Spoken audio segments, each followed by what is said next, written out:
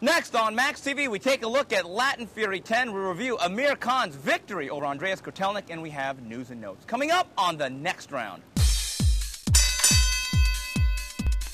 And welcome to the next round. Steve Kim joined as always by Gabriel Montoya. The summer is heating up, and we have boxing on the agenda. We begin round number 1 from Nuevo Vallarta, Mexico. It's Latin Fury 10, your main event.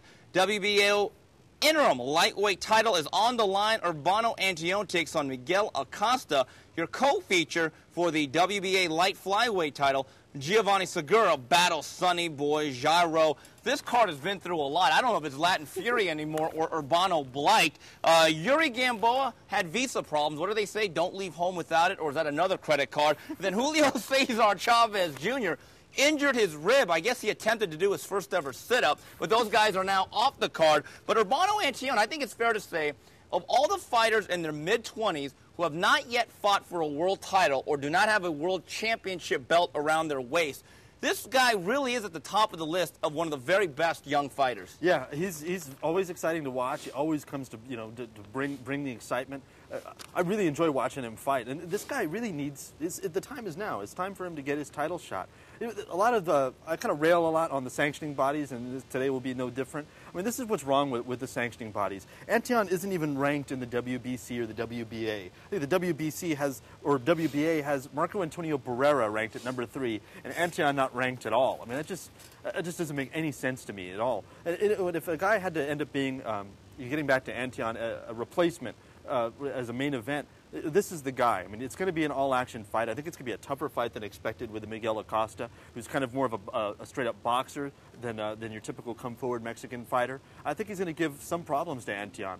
You know, in an era when you have 4 major belts, a lot of times guys are not even cooked. They're microwaved to the title. I believe that Urbano Antillon has been cooked, he's been processed, and he's been oven-baked by Top Rank. I still remember 4 or 5 years ago, and even longer, him struggling and having to come off the floor against the likes of Ivan Valle and Fernando Trejo. This is another classic example of Top Rank really developing a kid, nurturing him, and letting him grow into his body. I believe if they would have rushed a little bit, they could have got him a title at 130. And you look at some of those guys at 130, I don't think there's any doubt Urbano Antillon, if he could make that weight class, would be the best fighter in that division currently. He's at 35 now, and I think it's time for him to make a move. I think he's a very good all-around offensive fighter. Goes to the body well, has all the punches, and he fights in a very crowd-pleasing style. There's only one question I still have about him.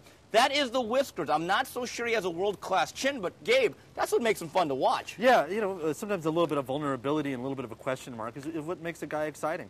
And with Antillon, they've really developed him right. I mean, he's fought all different manner of styles. I don't think he's going to be, seeing anything this weekend that he's never seen before. But it's a classic example of why Top Rank and Bruce Trampler is so good at developing young fighters. They do a few fights that maybe give him one specific thing to work on, and then they kind of take a fight that's a little bit tougher, and they see what they have, and then they kind of go back to the drawing board. And this is a fight where I think it's time for him to kind of step up.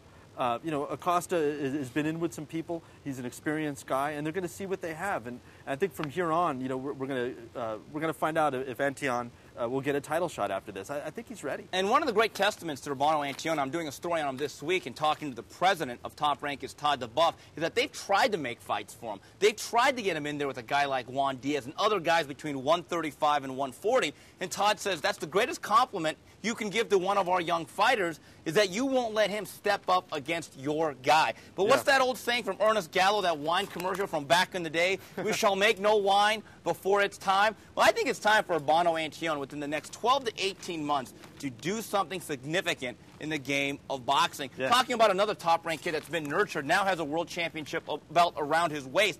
Certainly not a stylist, certainly not a technician, but a guy that's a heavy-handed rock thrower that's always going to be fun to watch. But I get the sense boxers are always going to riddle him, is Giovanni Segura. I don't think Sonny Boy Jarreau, though, is that guy. No, I don't think he is at all. I think he's kind of not there to be knocked out, but he's there to be beaten. Yes. Certainly. I think the only loss for Cesar Conchilla was for Segura was to Cesar Conchilla, and then he came right back. And granted, it was the strangest boxing ending to a boxing match I've ever seen in my life. But he came back and he avenged it. He looked like he had to have it that night, and he ended up getting it. He's an all-action guy. he is like heavy-handed, and he never really met a punch that he didn't like taking on the chin. But he's got a pretty good chin, and he's going to be all action and a TV-friendly fighter. I'm excited to see him fight. Gabe, this fight card is $39.95. They have not given us a rebate, even though Yuri Gamboa was supposed to fight for one of the WBA interim titles. There was much ballyhoo. They had a big press conference out there for him. He has immigration issues. Julio Cesar Chavez Jr. is supposed to be the new and improved, velocity-shaped Chavez. He got injured actually training hard up there in Big Bear. My question is this. Latin Fury 10, if you did not cover the sport of boxing and you didn't have to watch it, would you pay $39.95 for this card, Gabe? Absolutely not. I mean, it's kind of one of those things where either they had to slash the price in half or find a way to put it on, on the web for free, or find some other outlet for it. Because, as much as I like Antion and as much action as Segura is going to give us, this isn't a pay-per-view card anymore. It just isn't. I mean, it was borderline that with Chavez and Gamboa. I mean, Chavez has a nice track record with the Latin Fury cards, but, Gamboa isn't a pay-per-view attraction yet. I mean, this is kind of a developmental card, and it should be treated as such. I don't see why we have to pay any money for it. Yeah, it's basically TV Azteca for $39.95. Well, that's it for round number one. We come back. Round number two, we take a look at Amir Khan, Andreas Kotelnik. Round number two of the next round, Steve Kim, Gabriel Montoya talking boxing. We go to Manchester, England, and he can't do it for the WBA junior welterweight title. Amir Khan moves to 21-1 with a 12-round decision over Andreas Kotelnik, who drops to 31-3-1. Your score is 120-108. Two scorecards reading 118-111. Now, for full disclosure, I have not seen this yet. My DVD copy is on the way, and quite frankly, I didn't want to watch it on a stream over the internet. But Gabe, you did watch it. Give me your thoughts on Amir Khan. Has he turned into Ivan Calderon? Yeah, I mean, watching the fight, there were so many shoe shines and holds and moves. I got the feeling that if Andreas Kotelnik was a pair of shoes, he'd be buffed to a high mirror shine. Ooh. I mean, it was not very exciting to watch. I have to give Khan credit, and for winning his first title, and I think in some ways this is kind of like it's an analogy I use a lot, the Sam Peter versus Vladimir Klitschko fight, where they kind of had to get this guy across the finish line. And really the veteran leadership of Freddie Roach really showed up in those last 4 rounds, because Khan moved a lot. He didn't really sit down on his punches, and he expended a lot of energy trying to not get into an all-out fight that Kotelnik was trying to have the whole time. And so he faded a little bit down the stretch. He had to hold a lot. He had to move even more. And Freddie really got him across the finish line. But was it pleasing to watch? No. Not at all. Well, here's the thing, Gabe. I think Amir Khan is going to be who he is. As Dennis Green would say, he is who we thought they were. If you want to crown him, go right ahead. But you brought up the name Klitschko, and especially with Vladimir Klitschko. At one point was a very offensive fighter, very exciting, actually crowd-pleasing. Then he got blown out a couple of times where he couldn't see the finish line. But since that Samuel Peter fight, they've adjusted the style to a point where they are effective but no longer exciting. And we talked about this earlier. Guys who get decked on the chin and find out they don't really have a great set of whiskers, they make a conscious decision to then become boxers. And we have to make this definitive here. Amir Khan is effective, but he's not exciting, and I think that's what he's going to be. Well, and I think, the problem is, at least for Klitschko, he still has very good power, and he's got, amazing size for the division. So, they could make an adjustment, but he could still be, violently effective with that right hand particularly. With Khan, he doesn't really have that strong right hand. It looked like he did early on, but that was kind of good matchmaking. And now we're kind of finding out, and you talk to his sparring partners, and you see the guys that he fights, there's some power or some strength in that right hand, but it's not the one-punch variety. And so what he's relying on is his great speed and his agility and his boxing skills. So yeah, I think he's going to possibly be, like our generation's Hector Camacho in some ways. Oh, that's not a good thing. I think you're talking about post-Edwin Rosario, yes. Macho Camacho, not the one that was actually exciting in the mid to early 80s. You take a look at the future for Amir Khan, who knows if he's going to stay at 140. I don't want to see Dimitri Salita. If you want to talk about a guy that's undeserving of being in the spot he is after 31 fights, it is Dimitri Salita. But you know what? A fight with Eminem, Marcos Medina, I want to see that fight. I want to see if Khan can take that type of heat. Yeah, if you're willing to take the title, then you really have to take everything that goes along with it, and that includes the mandatory. Marcos Medina earned that shot. He deserves that shot. He's fought for that belt before and arguably won it. So, Khan did tell me in the interview I did before, leading up to this fight, that he did want to stay at 140 and defend that belt at least once. But here's the thing, in order to avoid criticism, and to kind of legitimize that belt, then you got to fight the mandatory. You can't just say, well, let me find the weakest guy I can defend against, and then, yeah, I'm the champion. Well, no one does that better than Frank Warren. And he is promoted by Frank Warren. Yeah. Here's what I think. Amir Khan is a ticket seller out there. He's obviously very popular. My thing is great. That's great for boxing. It's great for that area. But you know what? I would hope that HBO or Showtime would not waste slots when there are much better, much more exciting fighters on this side of the pond than there is with Amir Khan. Because, again, we have to make that very clear. There's a difference between being effective and being exciting. Sure. You know, and I think actually Medina Khan is a good fight because, you know, Medina's shown that he can make you fight. You know, if you just want to box, you may not be able to against him. And I think that's going to bring out the best in Khan, and it's going to make us find out, you know, really what's going on with him. You know, is the chin, was that just a fluke? Is it really as bad as people think? Can he fight through adversity? Yes, it is. It is. It probably is. But, you know, if you can't beat a guy that throws as wide as Medina, granted he's a pressure guy and he's got a lot of power, but if you're a pure boxer, you can't figure out a way to beat him, then, you know, maybe you shouldn't have the belt. Yes, well, that's it. Round number 2, Amir Khan duel. We come back, we wrap it up with news and notes. And we wrap it up with news and notes. Steve, Kim, Gabe Montoya. We take a look at the fight review last Tuesday in the land of the rising sun in Japan for the WBC bantamweight title. Hozumi Hasagawa bombs out Nestor Rocha in 1. Then on Friday Night Fights, we had an upset special. Miguel Vasquez, 10-round decision over Brady's Prescott. Hasagawa, you know what? You look at the pound-for-pound list, and me and you are kind of mixed on that.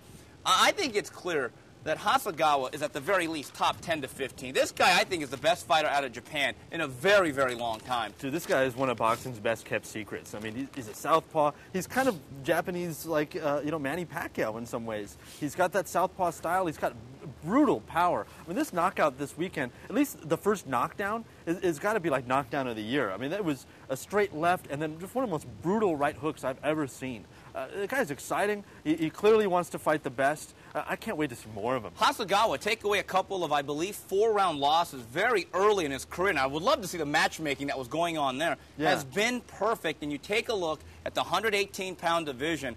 You want to talk about a round robin. I think you could do one at 118. You got Joseph Egbeko, who's a very tough guy to beat. Then you also have another guy, WBA champion, I believe out of Panama or Colombia, Anselmo Moreno, who I believe is Pernell Whitaker-ish and actually has some offensive tools. You have some guys there. Then you have a young contender like Abner Mares. So I would love to see a series of fights, but the problem is with a lot of Japanese champions or guys in the Orient, they make enough money that they really don't have to take a lot of chances, Gabe. Yeah, that's true. I mean, you throw in Yanni Perez, you throw in Fernando, you know, Montiel. Yes. You could do, you know, yet another. Donaire down the line. Yeah, absolutely. I mean, there's no reason to throw, you know, all these guys together and do yet another round robin. I mean, we talked a little bit about the Super 6 off camera, and, you know, it's kind of sad in boxing that that's become the exception and not the rule.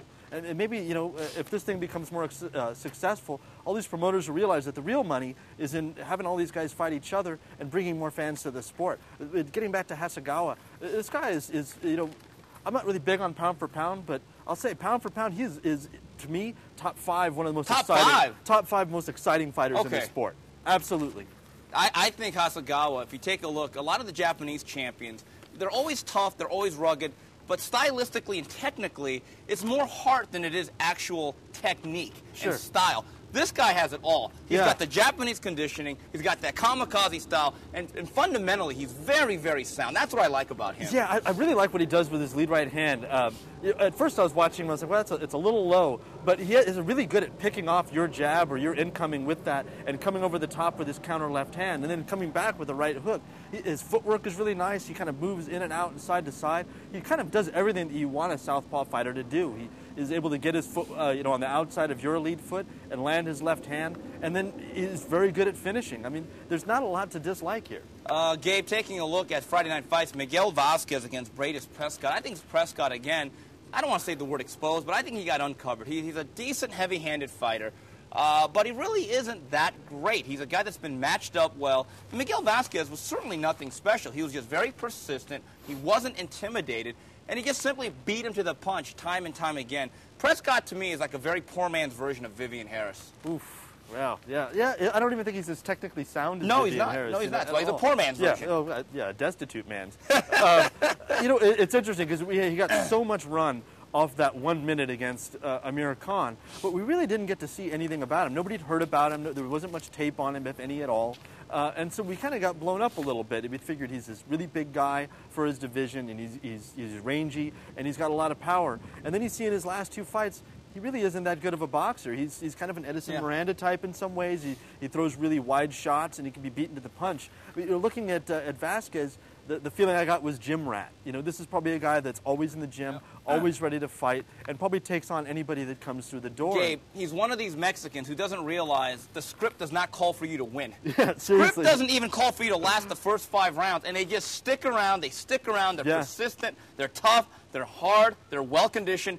And every once in a while, they're able to pull an upset against the likes of a Bradis Prescott. Yeah, good for him. Taking a look at the fight preview, Friday Night Fights, Antonio Escalante takes on Cornelius Locke. Then on Friday, Fresno Kendo takes on Bruce Seldon. Going back up top, upset special. Yes, it's a master lock. Book it. Cornelius Locke, Friday Night Fights, on Friday nights. He has been dangerous. You know what? I'm going to call for the upset special. Escalante's chin is not the best. He's there to be hit. Locke has had better competition. Yeah, book it, Dano. Cornelius Locke. Wow, I got to disagree, man. I'm going with Escalante. Are you allowed to? Wait. Oh, you've been here long enough. Yeah, I'm going with Escalante. Ouch. I like his power. I like his persistence. I think we picked against him the last time out, and he made a fool of me. So I'm going the other way. I'm going with Escalante. No, well, he fought Gary Stark, who to me should be retired. Gary Stark had been starched a couple of times, and I think there was a bit of a mirage. Escalante's a very good TV fighter. I like him. He's been involved in some very, very good fights on Telefutura and ESPN. Yeah. But here's the thing. Why would you want a guy like this, who's exciting, to face a slick, black, athletic southpaw? It really is counterintuitive if you think about it. Yeah, but at the same time, you gotta fight tough sometimes, man.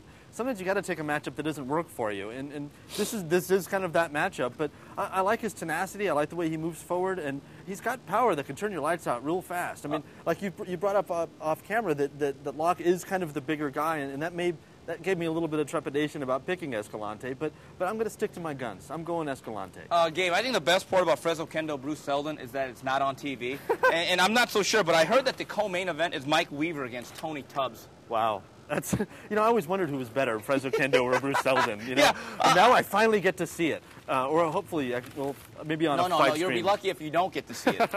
Yeah, this is kind of everything that's wrong with boxing. But I figure, Fresno Kendo fought James Toney last year. May have beat him. Yeah, maybe he's going, the seniors tour. I don't know. I can't even believe we're talking about this. Yeah, fight. and Bruce Seldon, I for the life of me, I thought he was retired for about a decade, and he's suddenly back on the scene. You know what the scary thing is? The winner of this fight, believe it or not, especially if it's Okendo, he's not that far off from getting another significant fight. And you may think I'm crazy, Gabe. I'll give you 2 words. John Ruiz. If Fresno Kendo can stay winning for another year or 2, don't be surprised. I'm not advocating it. He's not that far off. Some of these guys are more resilient than Keith Richards' liver. I mean, this is just ridiculous. That's all I got. And you know what? I'd rather watch Keith Richards' liver than I would some of these guys. Yeah. Wrapping it up here with some... I'd rather watch Julio Cesar Chavez do sit-ups. Yeah, except he wouldn't. Wrapping it up with some tidbits. Shane Mosley has challenged Manny Pacquiao to a fight at 140 pounds. August 22nd, HBO just rounds out their triple header. Ishe Smith takes on Danny Jacobs. Then November 28th, HBO Boxing After Dark from Canada. Your main event, the rematch between Lucien Boutte and Librado Andrade. Shane Mosley. Okay. I know Shane doesn't want to listen to any more Koreans, but I only say this with him in mind. He went from being desperate to now delusional. From what I understand, we're speaking here Monday, late July. It looks like Pacquiao is going to fight Miguel Cotto at 145. I think that deal's going to get done. Yeah. You know what? I think it's time that Shane, and I said this a couple of months ago, he needs to move on. He's not getting this fight at any weight. In fact, he's better off gaining 60 pounds, going back on Balco vitamins, and trying to challenge Klitschko. He's not getting the fight. Yeah, it's weird. You would think that a PR firm would actually care about your image. But, they're letting this guy beg for a fight. I mean, this is one of the great legends of our time.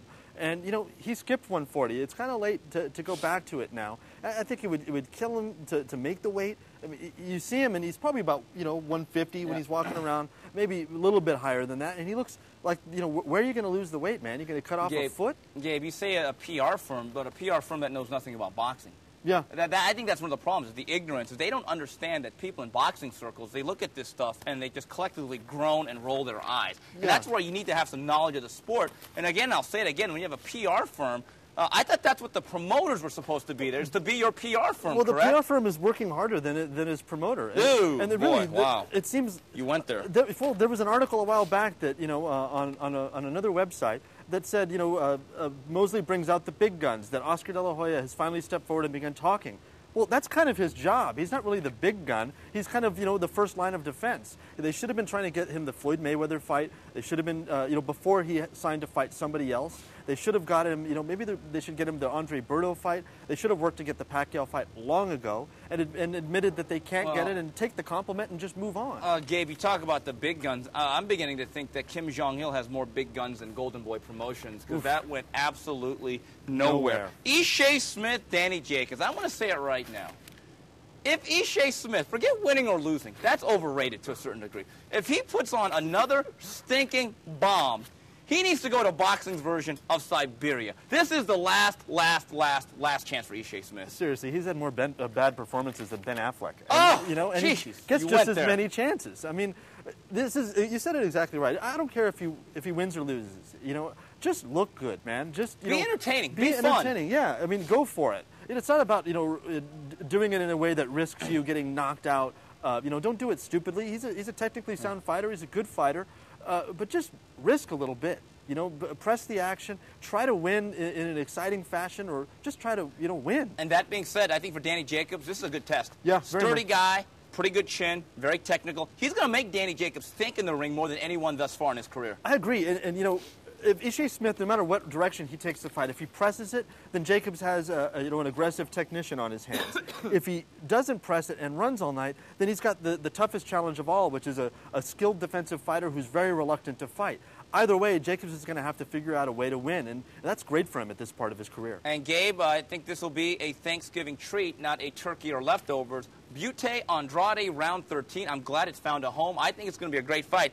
The question is, can Labrado Andrade get started before the 9th round? I think that's the whole question. Can he get started quick? Yeah, I think he's going to have to. I think he can. It's going to be exciting. And, these two guys aren't in the Super 6 tournament. I mean, Labrado Andrade is more of a contender, and I wasn't really that excited about seeing him in the tournament. But for Butte, if you're not going to be in the tournament, and by different reports he wasn't invited into the tournament, then at least, take care of your unfinished business. I got to applaud him for this fight. And I think the winner of this fight, because they're not really going to have anybody to fight with everybody taken up, go fight Alan Green. And then the winner of that fight, if they still don't have everybody to fight, go up and fight Chad Dawson. Gabe, I've heard the reports Kelly Pavlik may fight somebody in October, November, but there are reports, and I've had good sources on this, that Lucien Butte wins this fight. We may have a fight between Lucien Butte and Kelly Pavlik at the Garden early 2010. So those are some significant fights. So even though if you're not in the tournament, at 168, if you're not part of that Super 6 like you mentioned, as long as you keep fighting guys like Alan Green